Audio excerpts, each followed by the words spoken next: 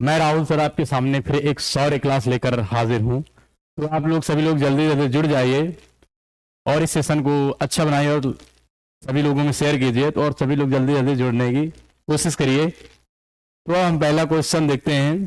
तो ये हमारे सौर बैच की और इसमें पहला क्वेश्चन हम देखते हैं, सिंधु घाटी सभ्यता। सिंधु घाटी सभ्यता सिंधु घाटी सभ्यता का मुख्य व्यवसाय क्या था?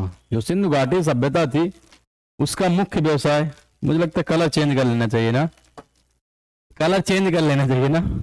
सिंधु घाटी सभ्यता, सिंधु घाटी सभ्यता की मैं बात बताऊं तो इसका मुख्य व्यवसाय कहा था?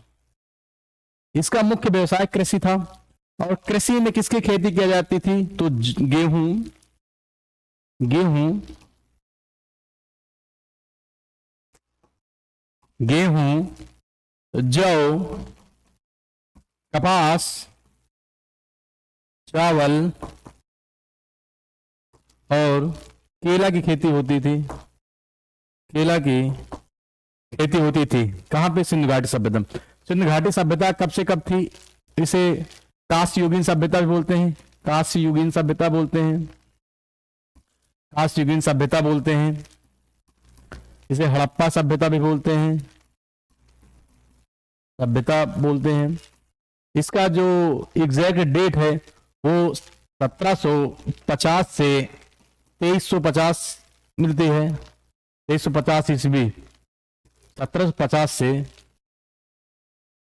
2350 ईस्वी के बीच में देखने को मिलती है। कौन? सिंधु घाटी सभ्यता। सिंधु घाटी सभ्यता थी। सिंधु घाटी सभ्यता किस प्रकार की थी? तो सिंधु घाटी सभ्यता एक नगरीय सभ्यता थी। कैसी थी? नगरीय सभ्यता थी, नगरीय सभ्यता थी, नगरीय सभ्यता थी। कैसी थी? नगरीय सभ्यता थी। यहां पर सड़कें जो थी एक दूसरे को समकोण काटती थी। सड़कें कैसी थी?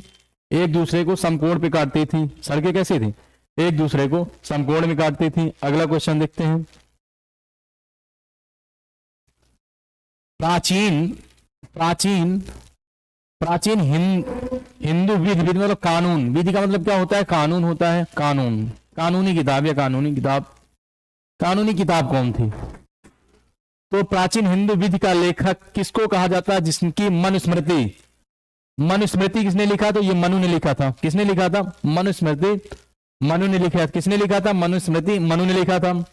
तो वाल्मीकि ने क्या लिखा है? अभिज्ञान शकुंतलम किसकी लिखी हुई? अभिज्ञान, अभिज्ञान शकुंतलम इनकी लिखी हुई है। क्या? अभिज्ञान शकुंतलम इनकी लिखी हुई है। और कालिदास की कौन सी लिखी है? अष्टधाई किसकी है? वाल्मीकि है। वाल्मीकि द्वारा और कौन सी लिखी हुई है? वाल्मीकि द्वारा और कौन सी किताब लिखी हुई है? अभिज्ञान शकुंतलम तो हो गई। इसके बाद मेघदूतम हो गए। मेघदूत, मेघदूत इन्हीं के द्वारा लिखी गई। तो मनु द्वारा कौन सी लिखी गई? मनुस्मृति, जो पहली कानूनी किताब मानी जाती है। अगला क्वेश्चन देखते हैं। सौर मंडल का सबसे बड़ा ग्रह कौन था? सौर मंडल का सबसे बड़ा ग्रह कौन है? बृहस्पति है, बृहस्पति है। बुध क्या है? सबसे छोटा है। और ये सूर्य का सबसे नजदीक ग्रह है, सूर्य का सबसे नजदीक ग्रह है। कैसा? सूर्य का सबसे नजदीक ग्रह है। और ये कितने 88 दिन में चक्कर लगाता है? कितने दिन में चक्कर लगाता है? 88 दिन में चक्कर लगाता है। इसका कोई उपग्रह नहीं है, इसका कोई उपग्रह नहीं है। क्या नहीं है? उपग्रह नहीं। इसके अलावा किसका? शुक्र का भी कोई उपग्रह नहीं है। बुध और शुक्र का कोई उपग्रह। पृथ्वी पृथ्वी पृथ्वी है। इसका घनत्व अगर मैं बता हूं, घनत्व ये भी एक ऊपर घनत्व इसका 5.5 है औसतन, औसतन। और इसी में जीवन संभव, इसी में जीवन संभव है, जीवन संभव है। पृथ्वी पृथ्वी ये 23.5 अक्षांश झुकी है। कितनी झुकी है? 23.5 अक्षांश झुकी हुई है। 23.5 अक्षांश क्या है? झुकी हुई है पृथ्वी। और पृथ्वी पांचवा सबसे बड़ा ग्रह है। पृथ्वी कौन? पांचवा सबसे बड़ा ग्रह है, सबसे बड़ा ग्रह है। पृथ्वी का आकार किसका है? आकार किस तरह का? आकार कैसा है? जीवाइड आकार की है। कैसे? जीवाइड आकार की है, जीवाइड आकार की है। इसका एक उपग्रह है। उपग्रह इसका कौन है? चंद्रमा है। तो उपग्रह कौन है? चंद्रमा है। शुक्र एक ऐसा ग्रह है जो पृथ्वी अर्थात शुक्र ऐसा ग्रह है जो सौरमंडल का सबसे गर्म ग्रह है। सबसे गर्म ग्रह है कौन? सबसे गर्म ग्रह है, गर्म ग्रह है। यह शुक्र को पृथ्वी की भगनी कहा जाता है, पृथ्वी की भगनी अर्थात बहन, भगनी कहा जाता है,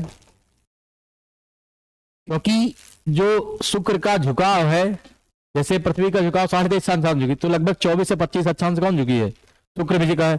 शुक्र को सांझ का तारा या भोर का तारा कहते हैं। क्या कहते हैं? सांझ का तारा या भोर का तारा कहते हैं, तारा कहते हैं। अगला क्वेश्चन देखते हैं।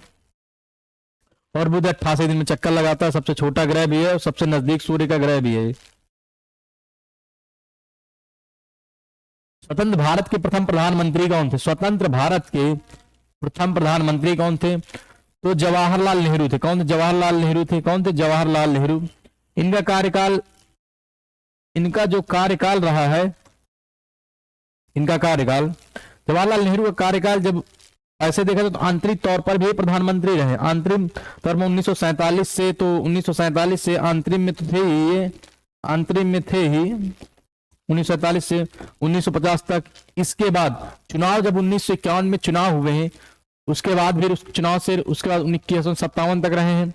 और इनका पूरा काल 64 तक चला। कितना चला है? 1900 पूरा संपूर्ण कार्यकाल इनका कब तक चला है? 1964 तक चला है कार्यकाल, पूरा कार्यकाल रहा है, जिसमें ये 16 साल 282 दिन रहे हैं। कितने? 16 साल 282 दिन इनका कार्यकाल रहा जवाहरलाल नेहरू का। और इनकी लिखी द्वारा गई बुक, इनकी नाम बुक बताइए, बुक कौन थी जिन्होंने लिखा? जवाहरलाल नेहरू का जन्म कहाँ हुआ था? इनका जन्म कहाँ हुआ था? तो इनका जन्म इलाहाबाद में हुआ था। इलाहाबाद में हुआ था, इलाहाबाद में जन्म। तो पहले प्रधानमंत्री जवाहरलाल नेहरू। जब जवाहरलाल की मृत्यु हुई तो उसके बाद कुछ समय के लिए कौन बनाए गए थे? गुलजारी लाल नंदा बनाए गए थे, दूसरे बनाए गए थे। और तीसरे कौन बनाए गए थे? लाल बहादुर शास्त्री बनाए, तीसरे प्रधानमंत्री का कार्यवाहक के तौर पर गुलजारी लाल। लेकिन लाल बहादुर शास्त्री 64 में थे, 1964 में बने थे। लाल बहादुर शास्त्री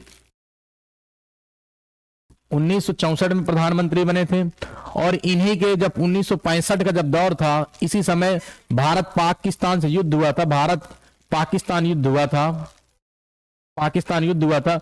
और इसके बाद इसी के ताशकंद में समझौता हुआ था, ताशकंद से समझौता, जहां पर इनकी मृत्यु हो गई थी, इनकी बाहर मृत्यु हुई थी। कहां हुई थी? ताशकंद में हुई थी। और इसके बाद अगर देखा जाए तो इनका जन्म कहां हुआ था? मुगल सराय में जन्म हुआ था। कहां पर? मुगल सराय में इनका जन्म हुआ था। और पहले व्यक्ति तो मृत्यु उपरांत भारत रत्न किसे मिला था? मृत्यु उपरांत पाने वाले भारत रत्न कौन थे? यही थे, भारत रत्न पाने वाले व्यक्ति।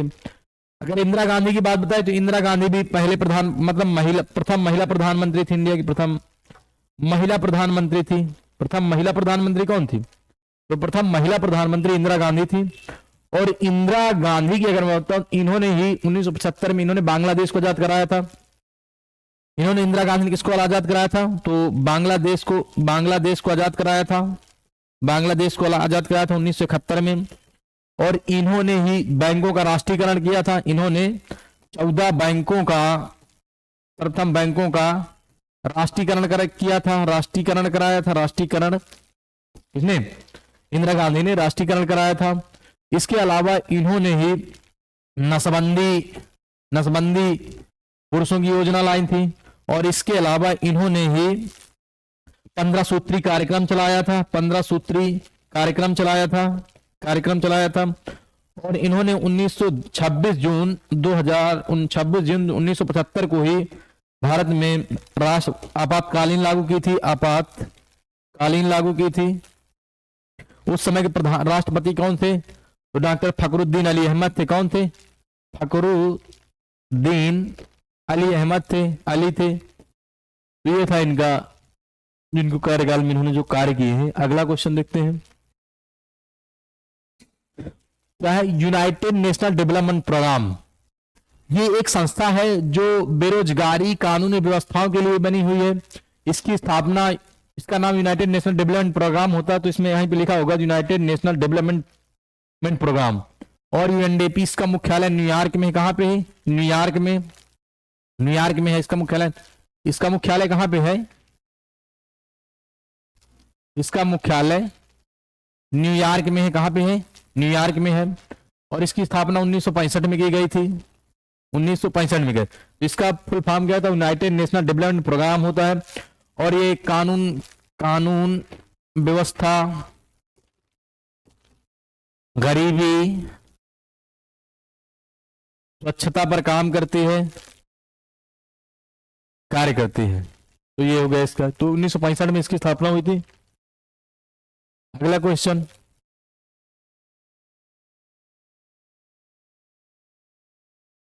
ये वाला बताइए आप लोग। रणजी ट्रॉफी किस खेल से संबंधित है? तो रणजी किस में होती है? क्रिकेट में होती है। तो रणजी ट्रॉफी किस संबंधित है? और इस बार की रणजी ट्रॉफी जीता किसने है बताओ मुझे। और इस बार की अभी जो हुई है, पहली बार जीता उसने हरियाणा ने। इस बार की जो अभी कुछ दिन 2-3 दिन पहले हुई। तो रणजी ट्रॉफी किससे संबंधित? इसके अलावा विजय हजारे ट्रॉफी से संबंधित क्या है? विजय हजारे ट्रॉफी भी संबंधित ना, विजय हजारे ट्रॉफी। और कौन सी ट्रॉफी होती है? टाटा आईपीएल भी किससे होता है? क्रिकेट से होता है ना। टाटा आईपीएल होता है ना। आईपीएल भी इससे संबंधित है। हाँ, इसके अलावा और कौन सी इसी से ट्रॉफी संबंधित है बताइए जल्दी से। ईरानी ट्रॉफी किससे संबंधित? इससे संबंधित है ईरानी ट्रॉफी। और फुटबॉल से कौन? डूरंड कप इसमें ना, डूरंड कप फुटबॉल। और कौन हो गया? आगा का कप किसमें दिया जाता है? बैडमिंटन में। आगा कप किसमें दिया? हॉकी में। हॉकी में आगा कप दिया जाता है। तो ये सब इससे संबंधित है। आगे चलते हैं। इस तरह भी क्वेश्चन पूछे जाते हैं।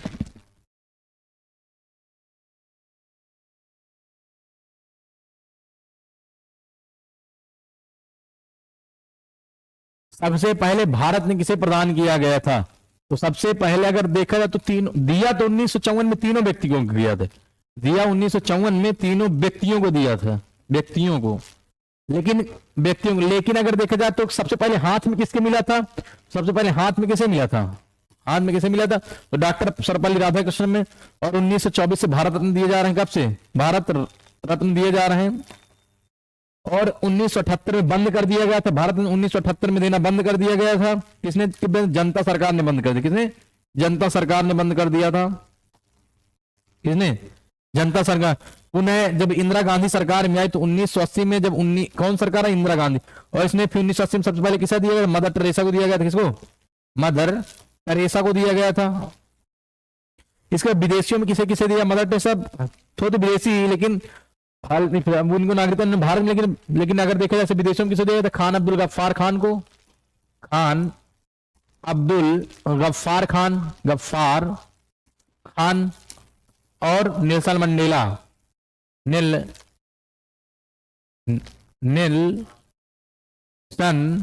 मंडेला को दिया गया था, जो अफ्रीका के गांधी जी ने कहा जाता है। मंडेला को दिया गया था। तो ये था जो इस बार जो दिया जा रहा है 5 लोगों को दिया गया। किसको? 5 लोगों को। किसको दिया गया इस बार का? 5 लोगों में किसको इसको दिया गया? तो दिया गया है 5 लोगों में आडवाणी जी को दिया गया है। इसके अलावा किसे दिया गया है? चौधरी चरण सिंह को दिया गया है। कर्पूरी ठाकुर को देने की बात कही गई है। स्वामीनाथन की बात कही गई है। और पीवी नरसिम्हा राव। तो 5 लोगों को इस बार देने की बात कही गई है भारत में। बाद में कला साहित्य विज्ञान के क्षेत्र में दिया जाने वाला एक सामाजिक क्षेत्र में जो कार्य करता है उसी को लेकर दिए जाते हैं। और इसमें कोई राशि वाशि नहीं दी जाती है। इसमें एक प्रशस्ति पत्र जाता है और जो वो चिन्ह दिया जाता है। तो ये सबसे बड़ा जितने भी प्रदान किए जाते हैं सबसे बड़ा कौन है? भारत रत्न है। इसके बाद पद्म विभूषण होता है, फिर पद्म भूषण होता है, पद्मश्री होता है। और अगर यदि बात की जाए तो सैनिक क्षेत्र में जो दिया जाता है, सेना क्षेत्र में सबसे बड़ा कौन होता है? महावीर चक्र होता है। उसके बाद और भी इसमें दिए जाते हैं। तो आगे देखते हैं। अब याद रखिए चीजें। प्रत्यक्ष कर। प्रत्यक्ष का मतलब क्या होता है? जो बिल्कुल जिसके पर लगाया जाए उसी द्वारा दिए गए टैक्स होता है। प्रत्यक्ष कर क्या होता है? प्रत्यक्ष कर एक ऐसा कर होता है कि जिस पर लगेगा वही भुगतान करेगा।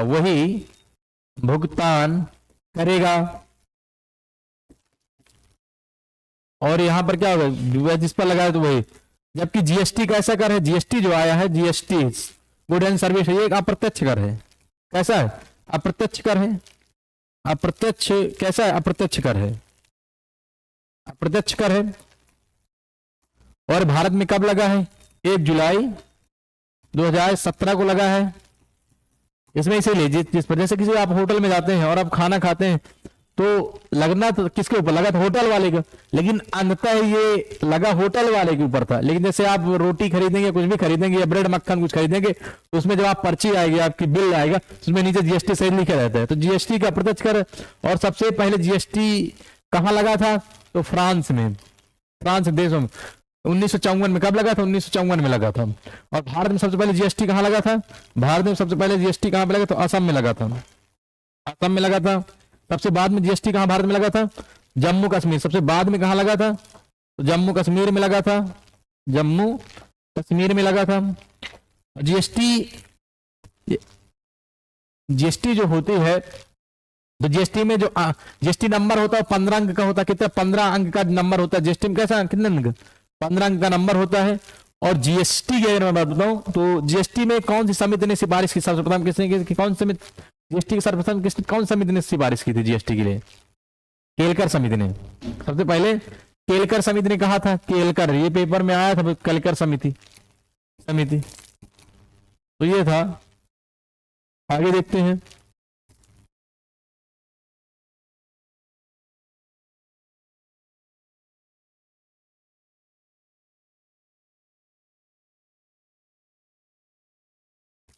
मिसाइल का जनक या मिसाइल मैन किसे कहा जाता है? तो एपीजे अब्दुल कलाम को क्या कहा जाता है? मिसाइल मैन या मिसाइल का जनक किसे कहा था? एपीजे अब्दुल कलाम। इन्होंने एक 1988 में एक कार्यक्रम चलाया था जिसका नाम क्या था? पटना। क्या नाम था? क्या नाम था? पटना। और इसमें मिसाइल में पृथ्वी थी, पृथ्वी थी, कौन थी? पृथ्वी थी, आकाश थी, कौन थी? आकाश थी, कौन थी? और त्रिशूल थी, त्रिशूल थी, और कौन थी? नाग थी, और कौन थी? नाग नहीं, निर्भया थी शायद ना। कौन कौन थी? पृथ्वी थी। पटना एक कार्यक्रम चला गया, इसमें कौन कौन सी मिसाइलें थी? तो पृथ्वी थी, हाँ पृथ्वी थी, आकाश थी, और कौन थी? त्रिशूल थी, नाग थी, और ये कौन सी, ये कौन सी थी? हाँ नाग था, नाग एक टैंक रोधी मिसाइल थी। और इसके अलावा ये कौन थी? अस्त्र था। कौन? अस्त्र। अस्त्र भी क्या है? एक मिसाइल है ना। तो पटना 1988 में का।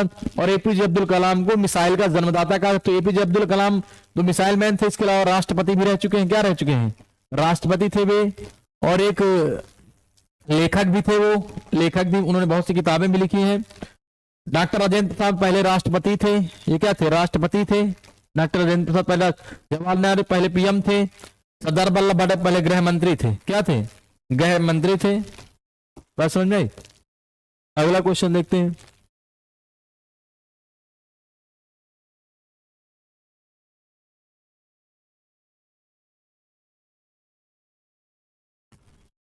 निम्नलिखित में से निम्नलिखित कौन सा विश्व का सबसे छोटा महाद्वीप है? महाद्वीपों की संख्या कितनी है? 7 है। महाद्वीपों की संख्या कितनी है? महाद्वीपों की संख्या, महाद्वीपों की संख्या की अगर मैं बात बताऊं तो कितनी है? 7 है। 7 में सबसे बड़ा कौन सा है? सबसे बड़ा एशिया है, फिर इसके बाद अफ्रीका है, अफ्रीका है, फिर उत्तरी अमेरिका है, अमेरिका, फिर कौन सा है?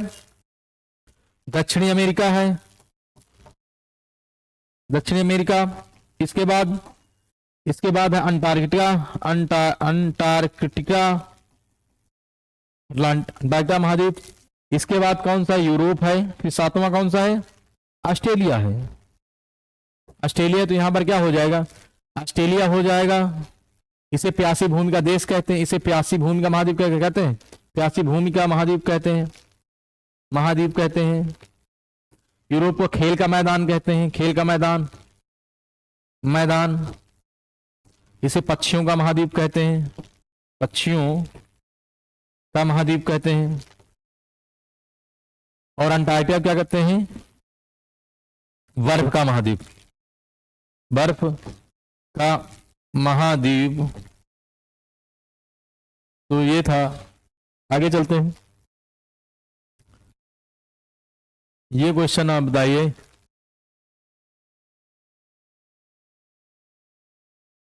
बताइए कि वर्तमान में लोकसभा के अध्यक्ष कौन है। तो वर्तमान में लोकसभा के जो अध्यक्ष ओम बिरला थे। ये कहाँ के, राजस्थान के कोटा सीट से, कहां से हैं, कोटा सीट से हैं, राजस्थान की, समझे ना बात। सुमित्रा महाजन दूसरी, मीरा कुमार प्रथम महिला थी, प्रथम महिला लोकसभा अध्यक्ष थी, अध्यक्ष। द्वितीय थी, द्वितीय कौन, द्वितीय थी। अब मुझे ये बताइए प्रथम लोकसभा के अध्यक्ष कौन थे, प्रथम लोकसभा के अध्यक्ष कौन थे। हाँ, पूरे भारत प्रथम लोकसभा के अध्यक्ष कौन थे, प्रथम लोकसभा के अध्यक्ष कौन थे, बताइए।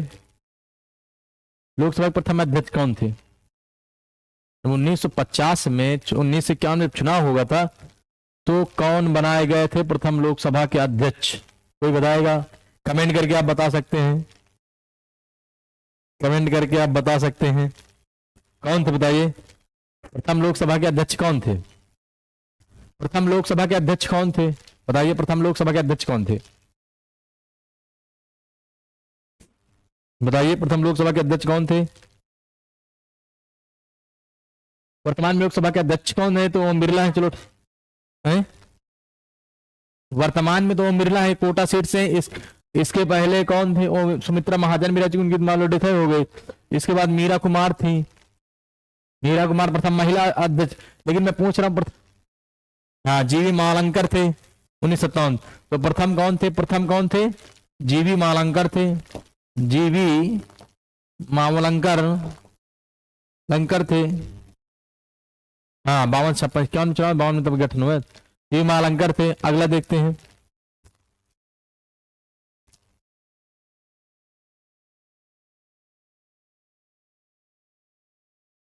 भारतीय संविधान कैसा है। पायली के अनुसार, अच्छा बता, भारतीय संविधान कैसा है। लचीला, अंतर लचीला और क्या है, कठोर भी है। क्योंकि हमारे संविधान में क्या कि कुछ ऐसे भी कानून हैं जो साधारण बहुमत से भी संशोधन हो जाते हैं, कि संपूर्ण लोग 1/10 संशोधन हो जाते हैं। लेकिन कुछ ऐसे भी संशोधन है कि उनमें बहुत कठोरता पूर्वक पालन होता है, कि कभी कभी ऐसे कि आधे आधे से राज्यों को बहुमत चाहिए और प्लस सांसद के 2/3 सदस्य बहुमत चाहिए, तब उसके बाद संशोधन। इसलिए हमारे संविधान का अंतर कठोर और लचीला है भारत का।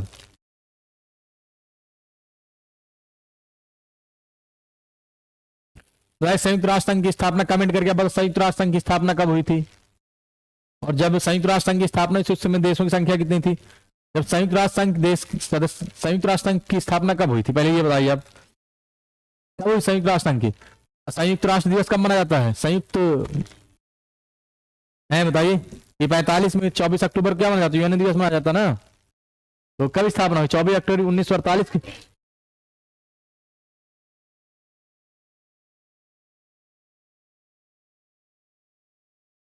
बताइए संयुक्त राष्ट्र संघ की स्थापना कब हुई थी। इसमें सदस्य देशों की संख्या के बारे में बताऊं, तो जब स्थापना हुई तब 51 देश थे। जब स्थापना हुई थी तब कितने देश थे, तो 51 देश थे। उसी में एक भारत, उसी में अपना एक भारत था, उसी में अपना भारत था, भारत भी था। वर्तमान में देशों की संख्या कितनी, 193 है। और 193वां देश कौन है, 193वां देश है दक्षिणी सूडान है। कौन है, दक्षिणी सूडान है। बताइए स्थापना कब हुई थी संयुक्त राष्ट्र संघ की, 24 अक्टूबर 1900 10 दिसंबर, संयुक्त राष्ट्र 10 दिसंबर में है ना, 10 दिसंबर 1948 को। तो इसकी स्थापना 1945 में हुई थी। मानवाधिकार दिवस, तो इसकी स्थापना, इसके 6 और संयुक्त राष्ट्र संघ, समझे ना बात। संयुक्त राष्ट्र संघ एक सदस्य संस्था है। अगला देखते हैं, कादम्बरी किसकी लिखी है।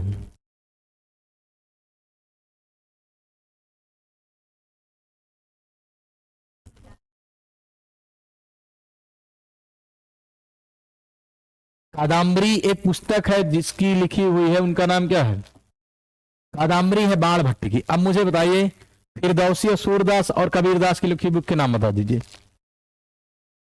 हाँ, सूरदास की क्या उन्हें सूर सागर सुरावली साहित्य लहरी ना, इनकी सूर सागर है, सूर सागर है, सुरावली है, सूर सुरावली, सूर सरावली, और कौन है, साहित्य लहरी है। अब इसके बाद कबीरदास की कौन है? अच्छा, गीतावली कवितावली सब किसकी है? तुलसीदास की है। गीतावली कवितावली दोहावली राम लछहु है। साखी शब्द रामायणी है। साखी शब्द रामायणी। फिरदौसी कौन है? हाँ, शाहनामा किसकी है? हाँ, शाहनामा। सुन रहे ना बात? तो ये थे इनकी किताबों के नाम। साहित्य लहरी। अगला देखते हैं, पनवार आश्रम की स्थापना किसने की थी? बताइए मुझे। पनवार आश्रम कब की थी? 1934 में। पनवार आश्रम, पनवार कहां पड़ता है? महाराष्ट्र में पड़ता है। कहां पड़ता है पनवार? अगर बताऊं बात किसकी? पनवार आश्रम की। इसकी स्थापना हुई थी 1934 में। कहां पड़ता है पनवार? महाराष्ट्र में पड़ता है। महाराष्ट्र में पड़ता है। इसकी स्थापना विनोबा भावे ने की थी। महात्मा गांधी ने किस आश्रम की स्थापना? साबरमती आश्रम की। साबरमती आश्रम की स्थापना की थी। साबरमती आश्रम। विनोबा भावे की भूदान आंदोलन संबंधी किसे? भूदान आंदोलन संबंधित है, जो 1951 में चलाए थे। और इसी के चलते इन्हें सर्वप्रथम एशिया में पहला इन्हें क्या दिया गया था? एशिया का नोबेल पुरस्कार, जैसे फिलीपींस से रैमजेजे पुरस्कार क्या दिया गया था? इसी उपलक्ष्य में रैमजे पुरस्कार दिया गया था। ये कहां? फिलीपींस सरकार देती। कौन सरकार? फिलीपींस सरकार देती है। सरकार देती है। तो बात। तो महात्मा गांधी ने साबरमती आश्रम में इन्होंने स्थापना की थी। साबरमती अहमदाबाद में पड़ता है। अगला क्वेश्चन, तापमान का मात्रक क्या है? हाँ, तापमान के और मात्रक किसी को पता है? तापमान के कितने मात्रक? तापमान के पहले 4 थे, वर्तमान में 8 मात्रक है। तापमान का मात्रक केल्विन होता है। जूल किसका मात्रक है? कार्य का। वाट किसका मात्रक है? हाँ, वाट किसका मात्रक है? अच्छा, अरे वाट का मात्रक है? विद्युत का क्या है? कैलोरी किसका है? ऊष्मा का। कैलेरा किसका? ऊष्मा का है। इसके अलावा ताप के और मात्रा क्या होते हैं? फारेनहाइट होता है। फारेनहाइट होता है। और क्या होता है? सेल्सियस होता है। सेल्सियस होता है, रोमर होता है, केल्विन होता है। 4 मात्रक होते हैं तापमान की। वाट किसका मात्रक? कोई बताएगा? शक्ति का मात्रक। शक्ति और ऊर्जा, शक्ति का मात्रक है।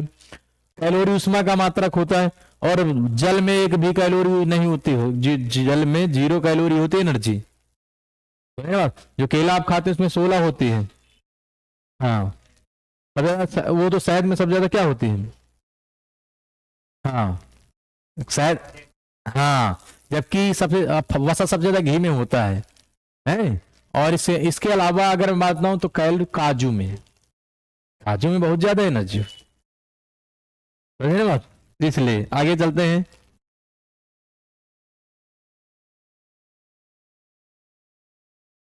इधर लेंस का मात्रा डायोप्टर से नीचे नापा जाता है ना। डी बराबर डायोप्टर। तो एसआई पे तो लेंस की शक्ति का मात्रक क्या होता है? डायोप्टर होता है। क्या होता है? डायोप्टर होता है। ये किसका है? ये किसका मात्रक? मीटर किसका होता है? लंबाई का। ये किसका है? लंबाई का है। आप पर किसी नहीं। वाट किसका? शक्ति है, ऊर्जा का। शक्ति ये ऊर्जा का होता है। आफ्टर नहीं होता यार।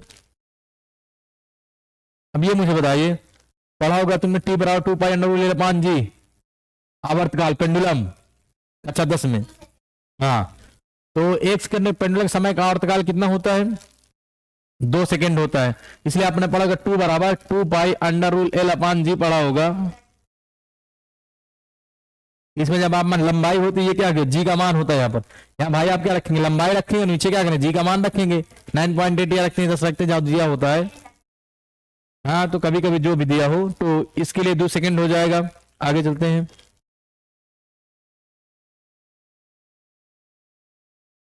पहाड़ों में खाना कम उसमें क्यों पक जाता है?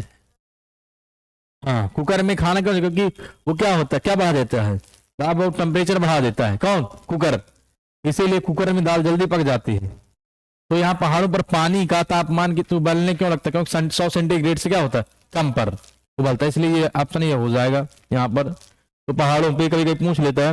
और जैसे जैसे आप पहाड़ों पे जाएंगे वैसे वैसे ऑक्सीजन की मात्रा घटती जाती है, तो इसीलिए वहां पर क्या आ जाती है, आपको भाई कम ऑक्सीजन मिलता है, तो वह सांसें ज्यादा आने लगती है पहाड़ों पे। क्योंकि वहां पर क्या होता है, क्योंकि ऑक्सीजन का लेके अपना एक लिमिट है, नहीं हर जगह। वही चीज बता रहा हूँ, आगे चलते हैं देखते हैं। ध्वनि किस रूप में चलती है बताइए। हाँ, लंबवत बोले तो किस तरह, ध्वनि ध्वनि ध्वनि एक अनुदैर्ध्य तरंग है, अनुदैर्ध्य तरंगे होती, अनुदैर्ध्य तरंगे होती हैं, तरंगे होती। ये किसी ना किसी माध्यम की इनको किसी माध्यम की आवश्यकता होती है, किसी ना किसी माध्यम की आवश्यकता होती है। ध्वनि की चाल कितनी होती है, किसकी, वो प्रकाश की चाल है, 332 होती है, 332 मीटर पर सेकेंड होती है। और ये हाई स्कूल इंटर में सवाल रहता होगा, डापलर प्रभाव का नियम पढ़ा होगा, एक ट्रेन आती है और उसकी ध्वनि की चाल इतनी है, उसे क्योंकि ध्वनि की चाल देखते होगे, ध्वनि की जो चाल होती है और उसमें जैसे आप उसमें वो लगाते हैं, क्या कान लगाते हैं, किसमें, पटरी में, तो लगता है कि ट्रेन आ रही है, तो क्योंकि ध्वनि की चाल तेज होती है, इसलिए ध्वनि की चाल क्या, ध्वनि पहले सुनाई देती है, और ट्रेन की गति क्या होती है, धीमे होती है। तो भाई वो 100 में चलेगी, ध्वनि कितने 332 में चलेगी, तो पहले कौन आएगा, ध्वनि। जबकि प्रकाश की चाल कितनी होती है, 3 × 10 की पावर 8 होती है, प्रकाश की चाल 3 × 10 की पावर 8 होती है। और दूरी सबकी नापने की सबसे बड़ी इकाई पारसेक होती है, जो नापी जाती है तारों और सूर्य के बीच की दूरी, है ना। तो यहाँ पर लंबवत हो जाएगी। और किसी न किसी माध्यम, क्योंकि ये निर्वात में ध्वनि नहीं सुनाए, अगर हवा कोई माध्यम नहीं तो आपको ध्वनि सुनाई नहीं देगी। जब माध्यम इसको कोई ना कोई चाहिए, ध्वनि का इसलिए माध्यम होना चाहिए, नहीं तो क्या निर्वात, भाई वायु नहीं रहेगी, वायु की उपस्थिति में निर्वात सुनाई नहीं देगी ध्वनि। अगला क्या है, सभी गैसों का आपने पढ़ा होगा केमिस्ट्री में, बायर का नियम, चार्ल्स का नियम, है ना, चार्ल्स का नियम, दाब का नियम। तो यहां पर कहता है कि तापमान को कितना कम कर देने सभी गैसों का आयतन क्या हो जाएगा, शून्य हो जाएगा। तो -273 और 0 सेंटीग्रेड बर्फ जमने लगती है, किसी पानी बर्फ बनने लगता है, क्या होता है, पानी बर्फ में तब्दील होने लगता, बर्फ में बदलने लगता है, बदलने लगता है ना। 0 सेंटीग्रेड में जैसे जाता है क्या होता है, पानी क्या होता है, बर्फ में बदलना। और जल एक है कि तीनों अवस्था में रह सकता है, जल क्या है, तीनों, ठोस से बर्फ की तरह हो जाएगा, द्रव में पानी की तरह, और गैस में वाष्प बन के उड़ जाता है। तभी तो भाई जब पानी जो होता है ये वाष्प बन के उड़ता है, और वहां आसमान में पानी नहीं है, यही अंत में वाष्प बन के वहां उड़ जाता है। फिर जब संघनन होता है, संघनन की क्या होती है, संघनन में बूंदे बनना शुरू होती है, और वही बूंद जब बहुत वजन बड़ी हो जाती है तो वायुमंडल को चीरते हुए धरती पर गिर जाती है। तो जल एक ऐसा है कि तीनों अवस्था में रह सकता है ना।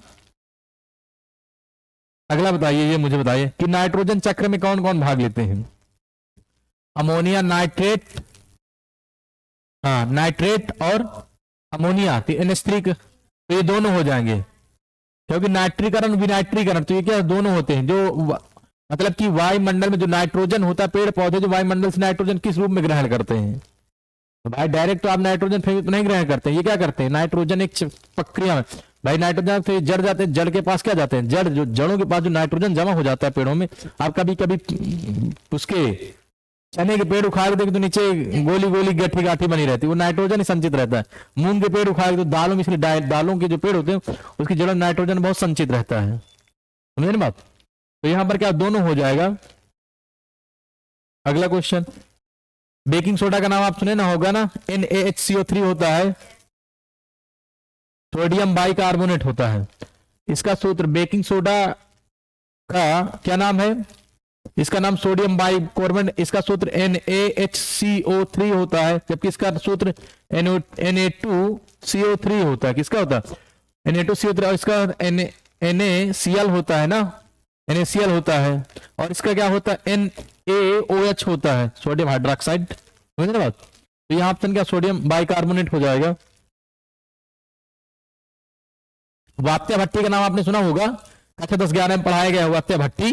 इसमें क्या काम होता है, अपचयन का काम होता है, अपचयन पर आधारित करती है। तो वात्या भट्टी का प्रयोग निम्नलिखित में किसके लिए होता है, तो किसके लिए होता है, अपचयन के लिए। संघनन क्या होता है, बूंदों का बनना क्या है, पानी का ठंडा होना, बूंदों का बनना।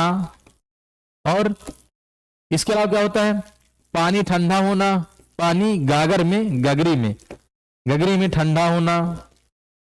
ये कौन सी क्रिया, संघनन है। संघनन के माध्यम से तो बूंदे, इसीलिए तो कभी कभी आप ठंडा पानी गिलास में रख देंगे तो आधा गिलास तो बांधे जो वायुमंडल में, क्योंकि हमेशा क्या होता है, हमेशा वो ठंड की तरफ आकर्षित करेगा। इसलिए से आप ठंडे में क्या करते हैं, ठंडे में हैंडल पकड़ते हैं तो क्या करता है, तो कुछ देर बाद वो ठंडा आपको क्या देता है, गर्म कहाँ देता है, वो ठंडे तुमको दे देगा। जब आप ठंडे में लोहे के साइकिल का हैंडल पकड़े रहते हैं कुछ देर बाद, तो वो होती है ठंडी, तो वो तुम्हारे हाथ में ठंडे, फिर उसको तुम आप जेब में डालते हो, कुछ देर में गर्म, फिर दूसरे से पकड़ते हो। तो इसी तरह क्या होता है, तो गिलास भरा रहता है, आप आधा गिलास पानी भी रखेंगे ना, तो जो वायुमंडल में जो जल वाष्प गति है वो क्या बूंदों के रूप में कन्वर्ट हो जाता है। ऐसा नहीं कि गिलास के अंदर से बाहर पानी आता, आप आधा गिलास रखेंगे तो जो वायुमंडल में क्या, क्योंकि इसकी मात्रा ठंड की अधिक होती है, तो अपने क्या घसीटता है। तो संघनन, एक संघनन के द्वारा जो गाँव में मटके में पानी रखा जाता है गुद्दू में, उसमें जो ठंडा होता है संघनन की प्रक्रिया द्वारा ठंडा होता है। समझे ना बात। अगला क्वेश्चन, अनुवांशिकी परिवर्तन क्या, निम्न से क्या है, राइबोसोम है या क्रोमोसोम है। तो अनुवांशिकी एक उत्परिवर्तन है। क्रोमोसोम क्या होता है, परिवर्तन क्या है, क्रोमोसोम। और क्रोमोसोम की को अर्थात गुणसूत्र। और मानव में गुणसूत्रों की संख्या कितनी पाई जाती है, 46 पाई जाती है। अर्थात जोड़े में क्या, 23 जोड़े। पुरुष में क्या होते हैं, 22 प्लस पुरुषों में क्या होते हैं, 22 प्लस XY होता है। जबकि महिलाओं में क्या होता है, महिला में 22 प्लस XX होता है, XX। और यहां से इसीलिए कि ये कैसे पता चलता है कि लड़की होगी या लड़का, तो ये पुरुष के लिंग द्वारा निर्धारित होता है गुणसूत्रों के द्वारा।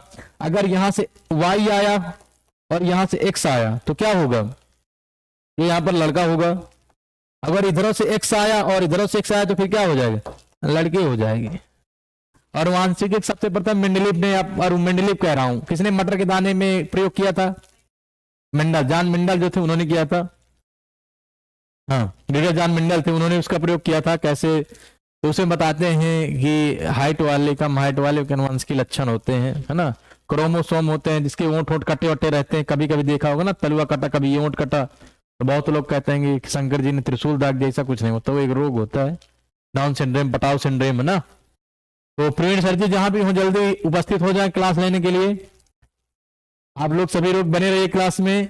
अभी प्रवीण सर आ रहे हैं हमारे क्लास लेने, सर जल्दी आइए।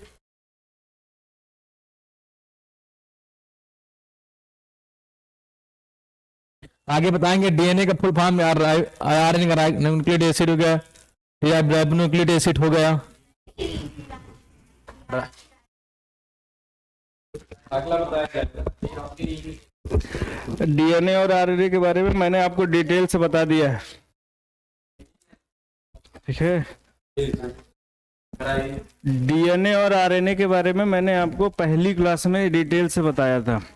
डीऑक्सीराइबोज न्यूक्लिक एसिड और आरएनए हो गया राइबोज न्यूक्लिक एसिड, ठीक है। और डीएनए का पूरा नाम क्या है, डीऑक्सीराइबोज न्यूक्लिक एसिड। और आरएनए का पूरा नाम क्या होता है, राइबोज न्यूक्लिक एसिड। यहाँ पे जो न्यूक्लिक एसिड है ये किसका काम करता है, यह एक सरफेस का काम करता है। किसका काम करता है, एक सरफेस का काम करता है, जिस पे कुछ प्रोटीन्स, ठीक है, प्रोटीन्स आप कह सकते हो कौन कौन से बेटा, एडेनिन, थायमीन, ग्वानिन और साइटोसिन, ठीक है। ये 4 प्रोटीन्स होती हैं जो आपके क्या करते हैं, ये गुणसूत्रों का निर्धारण करते हैं, है ना, क्रोमोसोम्स का निर्धारण करते हैं, किसमें, डीएनए में। और आरएनए में, आरएनए में क्या होता है, एडेनिन, ग्वानिन, साइटोसिन, और इसमें थायमिन की जगह क्या होता है, यूरेसिल होता है, यूरेसिल होता है। ठीक है, एडेनिन किसके साथ जुड़ा होता है, डीएनए में थायमिन के साथ। बॉन्ड कैसा लगता है, डबल बॉन्ड। ग्वानिन साइटोसिन के साथ ट्रिपल बॉन्ड के साथ जुड़ा होता है। यहाँ पर एडेनिन किसके साथ जुड़ा होता है, यूरेसिल के साथ डबल बॉन्ड से, और ग्वानिन जुड़ा होता है साइटोसिन के साथ ट्रिपल बॉन्ड से। ठीक है, डीएनए का काम क्या है, डीएनए का काम है मैसेज या इंफॉर्मेशन को स्टोर करके रखना। ठीक है, स्टोर करके रखना। और आरएनए का काम है कि इस मैसेज को क्या करना, लेना और आवश्यक प्रोटीन, शरीर के लिए जो आवश्यक प्रोटीन है उसका निर्माण करना। ठीक है, जैसे आपके बालों का रंग काला है, आपके बालों का रंग क्या है, काला है, तो बालों के काले रंग के लिए, या घुंघराले बाल हैं तो उसके लिए जिस भी प्रोटीन की आवश्यकता है वो कहाँ पे, उसका फॉर्मूला कहाँ पे होगा, डीएनए के पास होगा। लेकिन आरएनए क्या करेगा, उस फॉर्मूले को एक्सेप्ट करेगा और आरएनए फिर उस प्रोटीन का निर्माण करता है जिससे आपके बालों का रंग कैसा हो जाए, काला हो जाए या घुंघराले बाल हो जाए। समझ में? तो ये होती है इनकी मैकेनिक्स। और आपको मालूम है ये कैसे बना होता है, इसका स्ट्रक्चर आपने देखा, इस तरीके देखा होगा, देखा है। ठीक है, ये इस तरीके जुड़ा होता है। ठीक है, ये द्विगुणित होता है, डबल है ना, लेयर्स के होता है। और आरएनए आपका इस तरीके होता है। क्या कह रहे हैं, चलें, ठीक है, आगे आते हैं हम लोग। रासायनिक अभिक्रिया निम्न में से कौन सा प्रभावित होता है। जब रासायनिक अभिक्रिया होती है, केमिकल रिएक्शन, तो निम्न में से किसी भी परमाणु का कौन सा भाग है जो प्रभावित होता है। तो कौन सा भाग होगा बेटा, इलेक्ट्रॉन होगा। आपको मालूम है कोई भी परमाणु होता है उसके बीच में क्या होता है, न्यूक्लियस होता है, यानी नाभिक होता है। ठीक है, और चारों तरफ क्या होते हैं, इलेक्ट्रॉन, जो क्या करते हैं, चक्कर लगा रहे होते हैं, चक्कर लगा रहे होते हैं। ठीक है, तो ये हो गया न्यूक्लियस। यहाँ पे होता है प्रोटॉन और न्यूट्रॉन। ठीक है, और यहाँ पर क्या होंगे, यहाँ पर होंगे बेटा, यहाँ पर क्या होंगे, यहाँ पर होंगे इलेक्ट्रॉन। ठीक है, तो देखिए जैसे आपके पास क्या है, हाइड्रोजन और प्लस Cl है। ठीक है, Cl2, हाइड्रोजन और क्लोरीन दोनों गैसों को मिलाएंगे तो क्या बनेगा, HCl। ठीक है, यहां पर देखेंगे H का जो एटम होता है वो कैसा होता है, 1H1, यानी H का जो नाभिक होता है इसमें कितना प्रोटॉन होता है, एक प्रोटॉन और एक इलेक्ट्रॉन, एक प्रोटॉन और एक इलेक्ट्रॉन, यही होता है। ठीक है, इसी तरीके क्लोरीन, क्लोरीन का एटॉमिक नंबर कितना होता है, क्लोरीन का 17 होता है। और 17 का मतलब इसके आखिरी के आखिरी का जो इसका कोष होता है, आखिरी का जो सेल होता है उसमें कितने इलेक्ट्रॉन होते हैं, उसमें होते हैं 7 इलेक्ट्रॉन। कितने इलेक्ट्रॉन होते हैं, 7 इलेक्ट्रॉन। तो अष्टक पूर्ण करने के लिए क्या होता है, हाइड्रोजन अपना इलेक्ट्रॉन किसको दे देता है, क्लोरीन को, जिससे आपका क्या निर्माण होता है, HCl। तो इस तरीके रासायनिक अभिक्रिया कंप्लीट होती है। और रासायनिक अभिक्रिया जब कंप्लीट होती तो आपने देखा यहाँ पे इलेक्ट्रॉन का आदान प्रदान होता है, प्रोटॉन और न्यूट्रॉन इसमें पार्टिसिपेट नहीं करते। ठीक है, तो चलिए ये वाला क्वेश्चन का आंसर क्या होगा, ऑप्शन नंबर ए। चले अगला क्वेश्चन देखिए। अगला क्वेश्चन क्या कह रहा है, मानव शरीर में लाल रक्त कणिकाओं का निर्माण कहाँ होता है, red blood cells. Red blood cells के बारे में हम लोगों ने थोड़ा सा पढ़ा हुआ है। रेड ब्लड सेल्स यह किसकी वजह से लाल रंग होता है, हीमोग्लोबिन। और हीमोग्लोबिन में कौन सा तत्व पाया जाता है, आयरन, Fe। ठीक है, हीम, हीम नामक का तत्व होता है, हीम। हीम क्या होता है, हीम, हीम में पाया जाता है बेटा आयरन। ठीक है, और हीम की वजह से ही इसको हीमोग्लोबिन कहते हैं। ठीक है। और हीमोग्लोबिन की वजह से आरबीसी का रंग कैसा होता है, लाल होता है। ठीक है, तो रक्त में इसका निर्माण कहाँ होता है, इसका निर्माण होता है अस्थि मज्जा यानी बोन मैरो, बोन मैरो। ठीक, बोन मैरो में इसका निर्माण होता है, अस्थि मज्जा में। ठीक है, चलिए बात करते हैं हृदय की। तो हृदय, हृदय आप लोग जानते हैं सीने में होता है सबके। किधर होता है, बाएं कि दाएं, देखिए किधर होता है, हमेशा लेफ्ट में होता है। किधर होता है, हमेशा बाएं हाथ में होता है। ठीक है, तो दिल का, इसका काम क्या है बेटा, हार्ट का काम क्या है, हार्ट का काम है रक्त के प्रवाह संचरण को पूरे के पूरे शरीर में मेंटेन करना। ठीक है, संतुलन बना के रखना। और इसके अलावा रक्त का, इसका हृदय का क्या काम है, इसके अलावा हृदय का काम है अशुद्ध रक्त को शुद्ध रक्त में बदलना। ठीक है, CO2 युक्त जो रक्त होता है वो आपका हृदय में प्रवेश करता है, और O2 ऑक्सीजन युक्त रक्त आपका शरीर से बाह्य अंगों तक, शरीर से अंगों तक, अन्य सभी अंगों तक क्या होता है, फ्लो करता है। ठीक है, चलिए सिरा और धमनियों की मदद से, ये हो गया हृदय का काम। वृक्क, वृक्क आप लोग समझते हैं, इसको हम लोग क्या बोलते हैं, गुर्दा भी बोलते हैं, और इसको क्या बोलते हैं, किडनी बोलते हैं। ठीक है, इसका क्या काम है, क्या काम है बेटा, तो इसका काम है जो आप लोग पानी पीते हो, जो आप लोग जल पीते हो, और साथ में रक्त का क्या करता है, ये शुद्धिकरण करता है।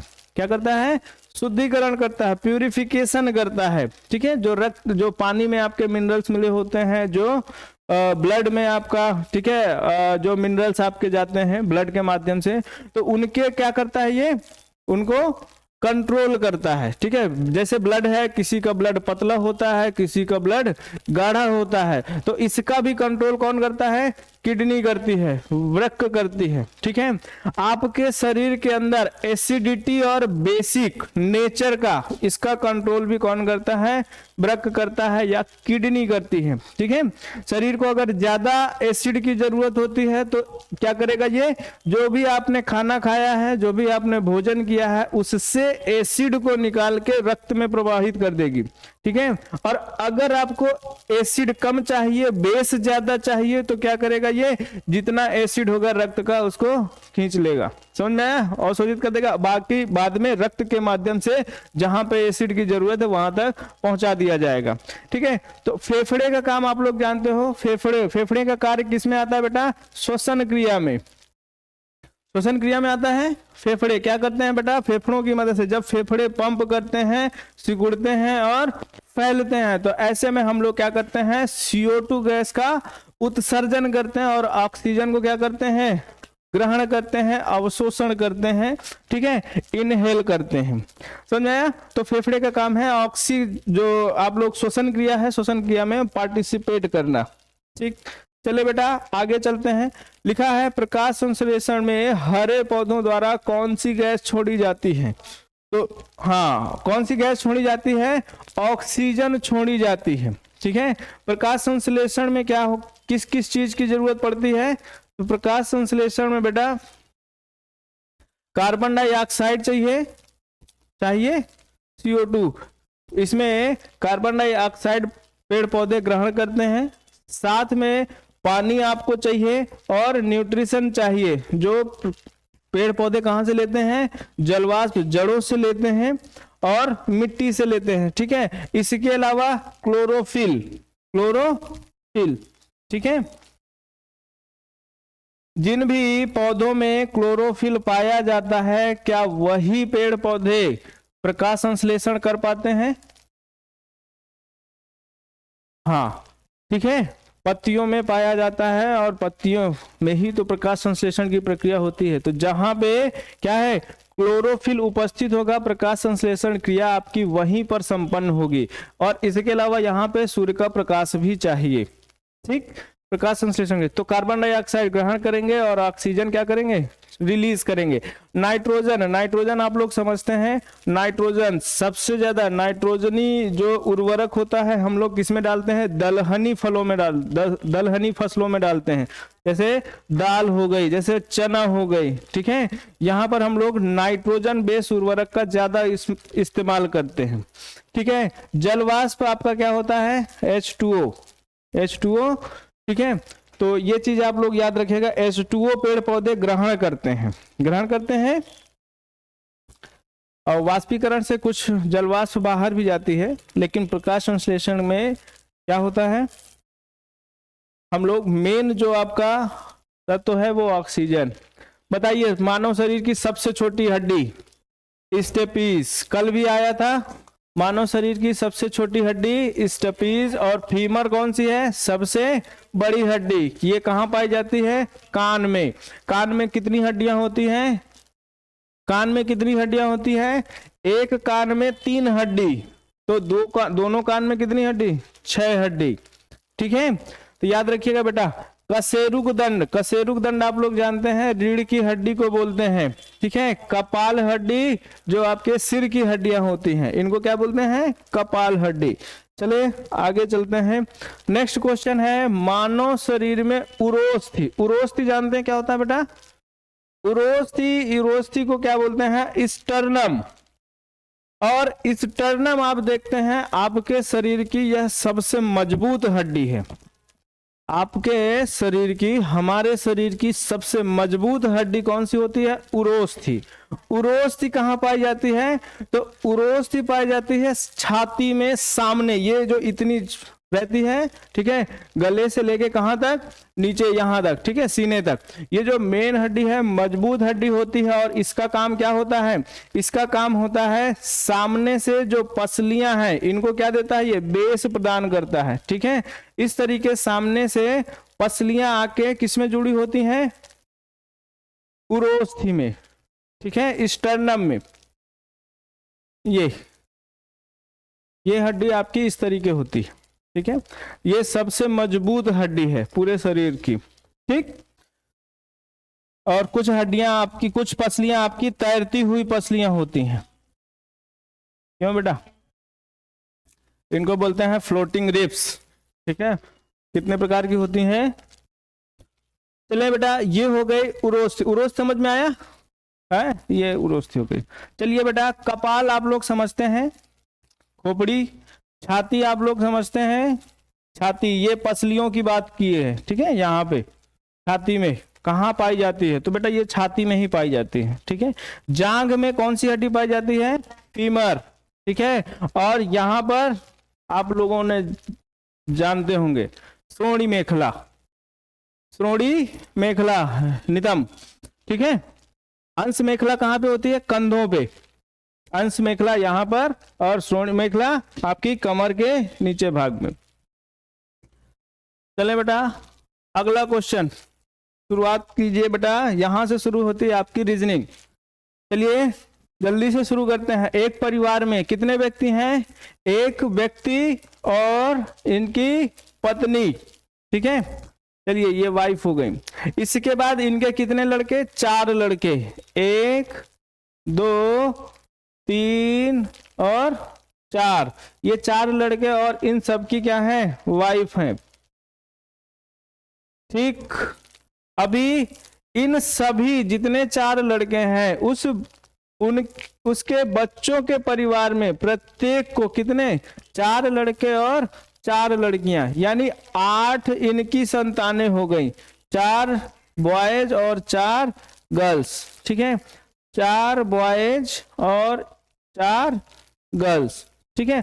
इसी तरीके इनके पास भी। तो यहाँ पे पूछा गया है परिवार में कुल पुरुषों की संख्या कितनी है, तो कुल पुरुष कितने हो गए, पुरुष सदस्य। याद रखिएगा इसमें, इस क्वेश्चन के अकॉर्डिंग जितने इसमें पुरुष हैं उतनी ही क्या है महिलाएं, उतने ही क्या है यहाँ पे फीमेल्स हैं, ठीक है।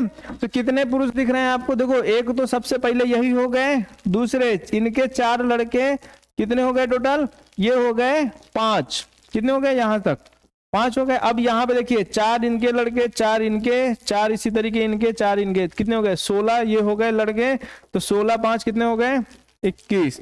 अगर परिवार में कुल सदस्यों की बात की जाए तो कुल सदस्य कितने हो गए? 42। ठीक है, इधर हस्बैंड वाइफ है, सब जगह युगल है, कपल्स हैं, और इधर क्या है? लड़के और लड़कियां, जितने लड़के उतने ही लड़कियां, तो टोटल जितने मेल उतने ही फीमेल। चलिए कोई भी एक संख्या निकाल के क्या कीजिए? डबल कर दीजिए। आगे इसका बताइए। यह क्वेश्चन वर्गीकरण का, क्लासिफिकेशन। उत्तर प्रदेश जिस प्रकार लखनऊ से संबंधित है, उत्तर प्रदेश का संबंध किससे है?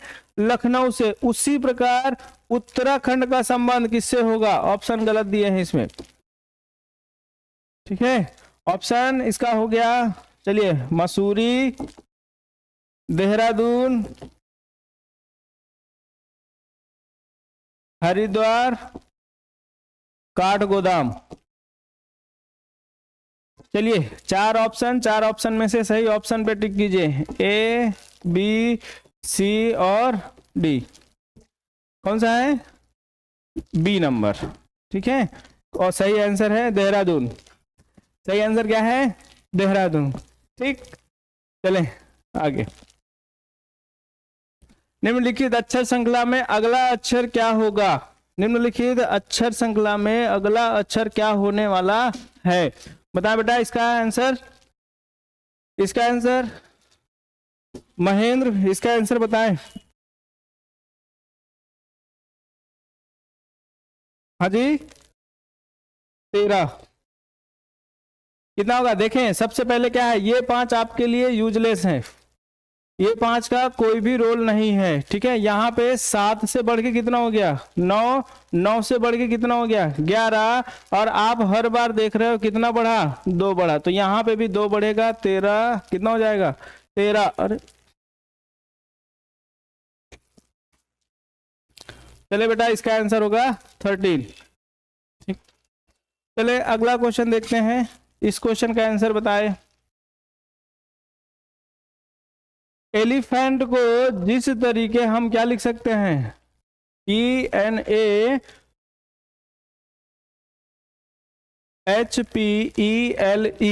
ठीक है, आप क्या देख रहे हो? ELEPHANT, यानी अक्षरों को क्या कर दिया गया? इस डायरेक्शन से इस डायरेक्शन उल्टा कर दिया गया। उसी तरीके हम लोग क्या करेंगे? इसको उल्टा कर देंगे, YEK। आप समझ में आ गया? ये नहीं होगा, ये नहीं होगा, ये नहीं होगा, ये होगा। ठीक है, समझ में आया? देखो, MONKEY, मंकी। ओके, चले बेटा अगला क्वेश्चन देखते हैं। अगला क्वेश्चन क्या कह रहा है?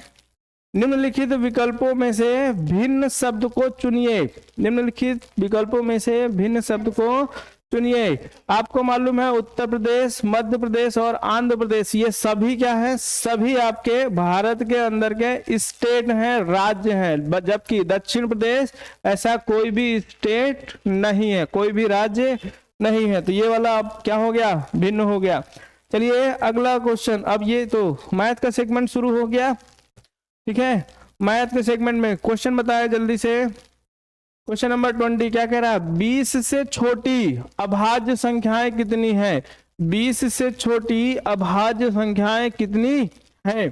तो कितनी अभाज्य संख्याएं दिख रही हैं? 8। कौन कौन सी? 2, 3, 5, 7, 11, 13, 17 और 20 से कम, 20 से छोटी अभाज्य संख्याएं चाहिए। ठीक है, अभाज्य संख्याएं ऐसी संख्याएं जिनके केवल और केवल कितने गुणनखंड हो? 2 गुणनखंड हो। केवल कितने गुणनखंड हो बेटा? 2 गुणनखंड, यानी ऐसी सभी संख्याएं जो केवल और केवल 2 संख्याओं से कटती हैं। ठीक है, एक तो 1 और दूसरी स्वयं संख्या। चलिए अगला क्वेश्चन देखते हैं। अगला क्वेश्चन क्या कह रहा है? अगला क्वेश्चन बेटा, अगला क्वेश्चन कह रहा है 9075, 0.9075, इसको साधारण भिन्न में बदलना है। क्या करना है? इसको साधारण भिन्न में बदलना है। आपको इतना समझ में आ गया, 9075 जैसे ही आपने यहाँ पे दशमलव बाहर किया, हटाया दशमलव, वैसे ही नीचे कितने जीरो हो गए? 4 जीरो। पहली चीज ये समझ में आ गई। दूसरी चीज क्या समझ में आई, ये संख्या किससे कट रही है, 25 से। संख्या 25 से कट रही है, क्योंकि ऑप्शन में देखेंगे आप हर जगह क्या दिख रहा है आपको, ठीक है। तो संख्या 25 से कट सकती है, अगर 25 से कट सकती है, पीछे 75 है, पीछे 75, 25 से हर वह संख्या कटती है जिसके आखिरी के अंक 00, 25, 50, 75 और कितना हो बेटा, बस यही 4 अंक अगर हैं किसी भी संख्या के अंत में, मतलब संख्या 25 से कट रही है। और 25 से कट रही है, इसका मतलब संख्या 5 से भी कटेगी। 5 से कितनी बार कटेगी, 2 बार। तो यहाँ पे ये संख्या 25 से कटेगी, और ये कितना हो गया, 25 चौको 100। अब हर में मिल गया है, इसका मतलब अंश में भाग देने की जरूरत नहीं है, ठीक है। समझ में आया, ये आपका सही आंसर होने वाला है। चले बेटा अगला क्वेश्चन। अगला क्वेश्चन सिंपल सा है, फॉर्मूला आपसे पूछा है a माइनस बी का whole cube, a minus b का होल क्यूब, इसको कर लीजिए जगह प्लस a प्लस बी का होल क्यूब। चले भैया बताएं, a प्लस बी का होल क्यूब क्या होता है, a cube plus b cube plus 3ab और a प्लस बी। तो ऑप्शन नंबर इसका क्या आएगा, a आएगा, ठीक है। हाँ चलिए, माइनस वाला कोई भी फॉर्मूला नहीं था यहाँ पे। चले अगला क्वेश्चन देखिए, वह कोण जिसकी माप 90 अंश से 180 अंश के बीच में होती है, 90 से 120 में, 180 के बीच में, क्या कहलाता है, अधिक कोण, ठीक है, ऑब्ट्यूस एंगल, ठीक है। चलिए न्यून कोण किसे कहते हैं, 0 से 90 और समकोण 90। प्रतिवर्ती कोण क्या होता है, कुछ लोग बता सकते हैं, वृहत कोण। वृहत कोण जानते हैं क्या होता है, रिफ्लेक्सिव एंगल, रिफ्लेक्सिव एंगल ये जानते हैं क्या होता है। ये ऐसे सभी कोण जिनकी माप 180 से क्या हो ज्यादा, लेकिन 360 से क्या हो कम हो, क्या कहलाते हैं, वृहत कोण या प्रतिवर्ती कोण या रिफ्लेक्सिव एंगल्स, ठीक है। चलिए बेटा अगला क्वेश्चन क्या कह रहा है, किसी समबाहु त्रिभुज का क्षेत्रफल कितना है, 9√3 वर्ग सेंटीमीटर है। तो इसकी एक भुजा की लंबाई कितनी होगी। किसी समबाहु त्रिभुज, समबाहु त्रिभुज एक ऐसा त्रिभुज जिसकी सारी भुजाएं बराबर होती हैं और प्रत्येक कोण भी कितना होता है, बराबर होता है। तो बताइए इसका क्षेत्रफल क्या होगा, √3/4 भुजा स्क्वायर बराबर कितना है, 9√3। तो √3 से √3 कैंसिल हो गया, a स्क्वायर बराबर कितना आ गया, 9 × 4। अंडर रूट अगर कर देते हैं, a बराबर अंडर रूट के अंदर 9 चौको 36, ये कितना हो गया 6, ठीक है। तो कितनी आ गई भुजा, भुजा आ गई आपकी 6 सेंटीमीटर। चले इस जगह देखें क्वेश्चन नंबर 41 क्या कह रहा है, यदि थीटा कोई कोण है जो किसे 0 और 90 के बीच में है, तो बताइए थीटा के मान बढ़ने पर निम्न में से किसका मान बढ़ेगा, निम्न में से किसका मान बढ़ेगा। तो आपने देखा है बहुत से बच्चों को कुछ याद होगा क्या, cos थीटा की वैल्यू, cos थीटा की वैल्यू, ठीक है, बढ़ता है, बढ़ता है। इस जगह ये क्वेश्चन थोड़ा सा गड़बड़ है, इस जगह आप लोग लिखिए घटता है, क्या है, घटता है, ठीक है। इस जगह क्या करना है, घटाना है, तभी आपकी वैल्यू घटेगी। देखिए cos थीटा, cos 0 कितना होता है, cos 0 1 होता है, cos 30 कितना होता है, √3/2 होता है, cos 45 कितना होता है, 1/√2 होता है, ठीक है। और cos 60 कितना होता है, ये होता है 1/2 होता है, और cos 90 कितना होता है, 0 होता है, ठीक है। तो यहां से आप देख रहे हो 1 से छोटा √3/2, इससे छोटा 1/√2, इससे छोटा 1/2, इससे छोटा 0। ठीक है, इसी तरीके अगर आप कॉट में जाते हो तो कॉट 0 कितना होता है? कॉट 0 कितना होता है? कॉट 0 होता है इनफाइनाइट, ठीक है, अनंत। और कॉट 90 कितना होता है? ये होता है 0। कॉट 90 कितना होता है? 0 होता है। ठीक है, कॉट 45 कितना होता है? कॉट 45 होता है बेटा 1। चले, हो गया? ठीक है, अभी देखिए कॉसेक थीटा, कॉसेक थीटा यानी कॉसेक 0 कितना होगा? तो कॉसेक 0 आपका कितना होता है बेटा? ये होता है इनफाइनाइट।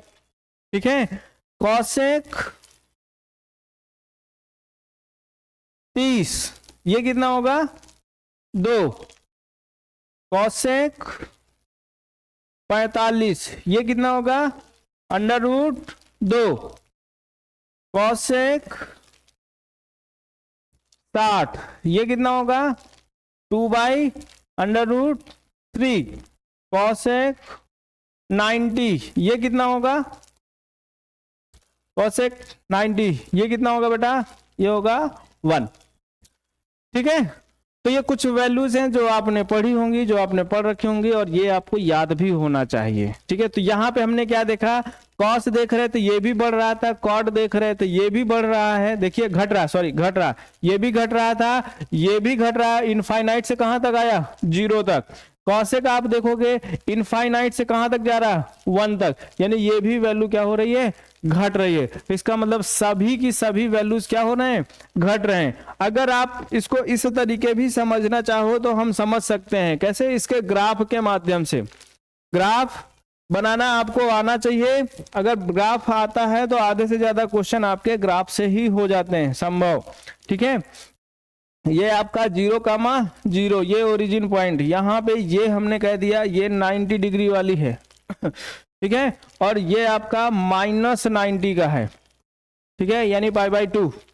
अब हम लोग बनाने जा रहे हैं किसका ग्राफ? कॉस का। कॉस थीटा आपका कैसे बनता है? तो कॉस थीटा आपका बनेगा इस तरीके। ठीक है, और ये इसी तरीके आगे चलता जाएगा।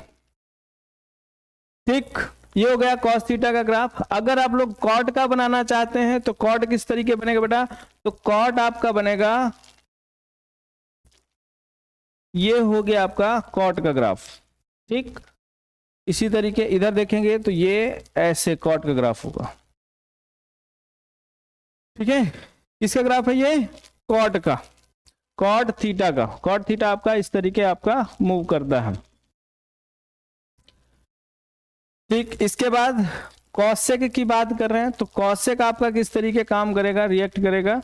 तो कॉसेक आपका यहाँ पे ये जो काम करने वाला है ये इस तरीके काम करेगा, ये। ठीक है, ये काम करेगा। यहाँ पे ये जो लाइन जा रही है ये कौन सी जा रही है? ये लाइन जा रही है y = 1। ठीक है, तो इसी तरीके कॉसेक का ग्राफ है। हमको किस पे फोकस करना है? हमको केवल इस अंतराल पे फोकस करना है, इस पे फोकस कर रहे हैं।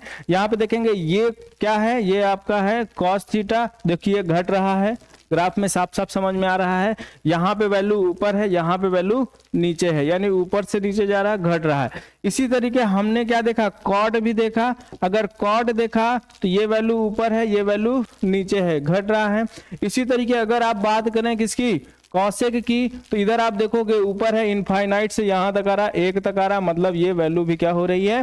घट रही है। ठीक है, तो तीनों ही कंडीशन में क्या है? वैल्यू घट रही है सभी का। ठीक है, इस जगह बढ़ने की बजाय क्या होगा? घटना। चलो बेटा अगला क्वेश्चन, अगला क्वेश्चन देखेंगे क्या कह रहा है। Question number 42। 1 - 1/2, एक ब्रैकेट में, दूसरे ब्रैकेट में 1 - 1/3, तीसरे ब्रैकेट में 1 - 1/4, चौथे ब्रैकेट में 1 - 1/5 इनटू ... 1 - 1/10।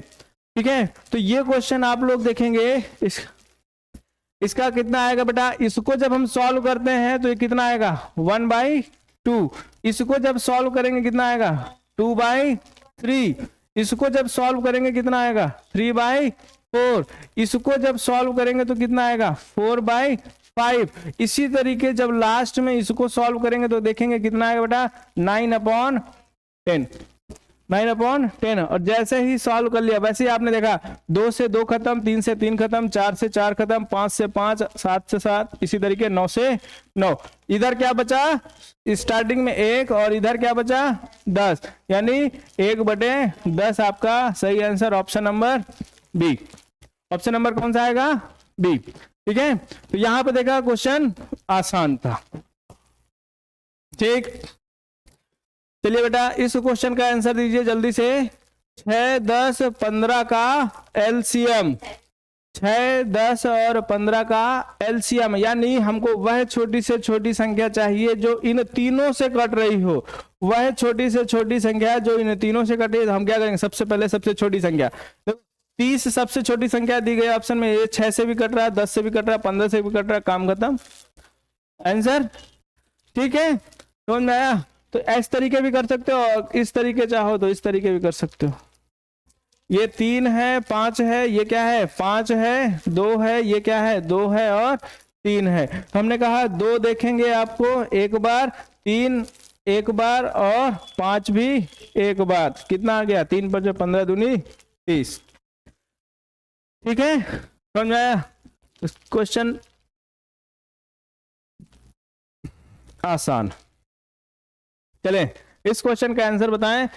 क्या है परसेंटेज में वैल्यू दी गई है, इसको किस में बदलना है रेशियो में बदलना है। परसेंटेज की वैल्यू को किस में बदलेंगे हम लोग रेशियो में बदलेंगे। परसेंटेज की वैल्यू को अगर रेशियो में बदलेंगे, देखेंगे आप 0.12% लिखा है, क्या करेंगे दशमलव हटा के 12/100 लिख देंगे और परसेंटेज की जगह 1/100।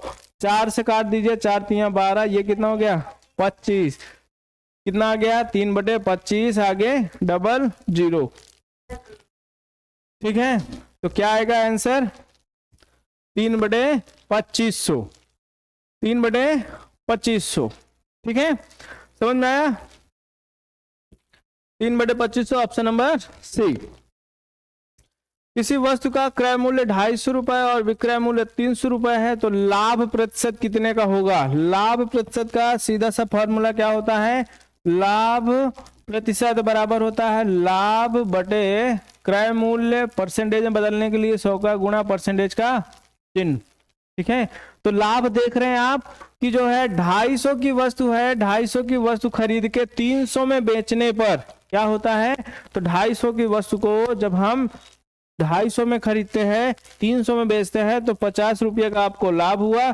कब यह लाभ हुआ, जब वह वस्तु कितने की थी 250 की थी और परसेंटेज में बदलने के लिए 100 का गुणा परसेंटेज का चिन्ह। आपको मालूम है कितनी बार जाएगा 5 बार। 5 बार ये गया, ये कितना हो गया 20, टोटल कितना आ गया 20%। ठीक है, option number C. Option number C आपका सही आंसर है।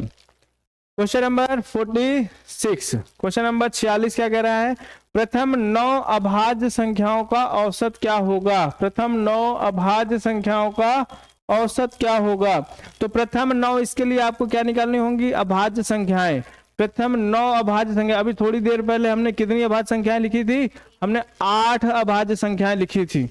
थोड़ी देर पहले हमने कितनी संख्याएं लिखी थी अभाज्य, 8 अभाज्य संख्याएं लिखी थी। अब हमको कितनी लिखनी है 9, तो कितनी हो जाएगी 2, 3, 5, 7, 11, 13, 17, 19, साथ में 23 हो गया। अब हमको जोड़ना है, तो जोड़ने के लिए क्या करेंगे देखेंगे। जोड़ने के लिए बेटा 23 से 17 जोड़ दीजिए, कितना हो गया 40 हो गया। और 19 से कितना जोड़ दीजिए 11, कितना हो गया 30। और 13 में कितना जोड़ दीजिए 7, और ये इसको जोड़ देंगे कितना हो जाएगा 10। अब देखो 10, 20, 10, 30, 30, 30, 60, 60, 40, 100। टोटल योगफल कितना आया 100। और ऊपर संख्याएं कितनी लिखी हैं 9। कितनी संख्या लिखी है 9। अगर 9 का भाग देंगे कितना आंसर आएगा 11 से 1/9। ठीक है, 11 9 99 1 100/9। चलो बेटा अगला क्वेश्चन देखते हैं। 25 का वर्गमूल क्या होगा। 25 का वर्गमूल क्या होगा? तो 25 है, वर्गमूल कितना हो गया इसका? 5। ठीक, चले अगले क्वेश्चन की तरफ बढ़ते हैं। अगला क्वेश्चन क्या कह रहा है? श्याम 300 रुपए का कर्ज, 300 रुपए कर्ज के रूप में 2 साल के लिए कृष्णा को देता है। ठीक है, 2 साल के लिए कृष्णा को देता है और 2 वर्षों का साधारण ब्याज कितने रुपए चाह रहा है? 72 रुपए। कितने रुपए? 72 रुपए। तो क्वेश्चन पूछ रहा है बताइए ब्याज की दर क्या है? ब्याज की दर क्या है? तो बेटा यहां पर हमको कुछ नहीं करना है, हमने कहा 2 साल में उसको कितना चाहिए? 72। ब्याज की दर वह ब्याज की दर होती है जो 1 साल में मूलधन पे एक्स्ट्रा अमाउंट दिया जाता है। ठीक है, ब्याज की दर क्या होती है? 1 साल में मूलधन पर अतिरिक्त दी गई धनराशि, यही आपका ब्याज की दर कहलाती है। तो यहां पे हमने देखा 2 साल में कितना रुपया दे रहा है? 72 रुपए। तो 1 साल में कितना देगा? 36 रुपए। कितने रुपए में? 300 रुपए में। परसेंटेज में बदलने के लिए क्या करेंगे? 100 का गुणा, परसेंटेज का चिन्ह, 2 जीरो से 2 जीरो गए, 3 से काट दिया, कितना आ गया? 12%। Answer number C. ठीक है, या फिर आप क्या कर सकते हो? SI बराबर PRT/100। SI आपका कितना है? 72। मूलधन कितना है? 300। दर आपको निकालना है, समय कितना है? 2 साल, बटे में कितना होगा? 100। 0 से 0 गया और R बराबर कितना हो गया बेटा? 72 बटे 3 गुणे 2। ठीक है, यानी 6 कितना आ गया? 12। तो R की वैल्यू हो गई 12%। ठीक है, अगर फॉर्मूला लगाना चाहते हैं तो फॉर्मूला लगाइए, अदरवाइज आपको मालूम है 2 साल में 72 रुपया चाहिए तो 1 साल में 36, और 36 कितने का? 300 पे अगर 36 मिल रहा है तो 100 पे कितना मिलेगा? 12 रुपए। यही आपका ब्याज की दर है। चलें बेटा अगला क्वेश्चन देखते हैं।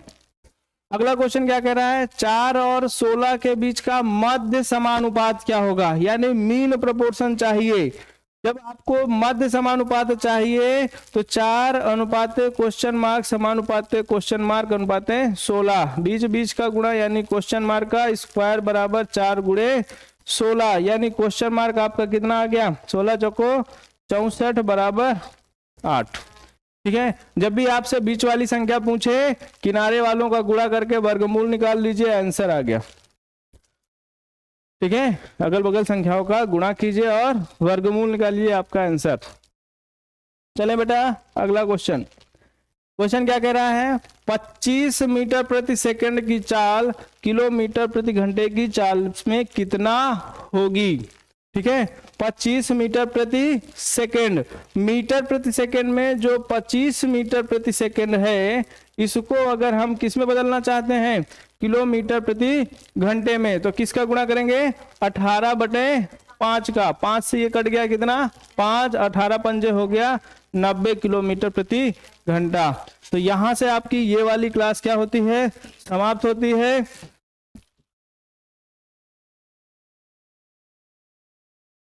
हाँ जी, चलिए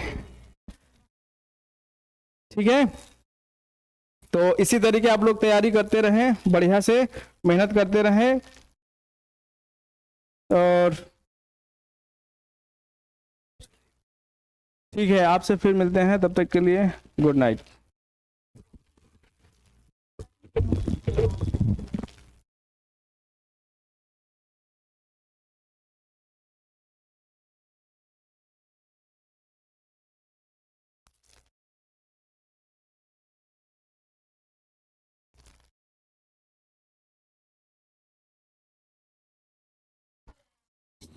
यही जज्बा रहा तो मुश्किलों का हल भी निकलेगा, यही जज्बा रहा तो मुश्किलों का हल भी निकलेगा। जमी बंजर हुई तो क्या, वहीं से जल फिर से निकलेगा। ना मायूस हो ना घबरा, अंधेरों से मेरे साथी, इन्हीं रातों के दामन से सुनहरा कल भी निकलेगा। बहुत बढ़िया, धन्यवाद।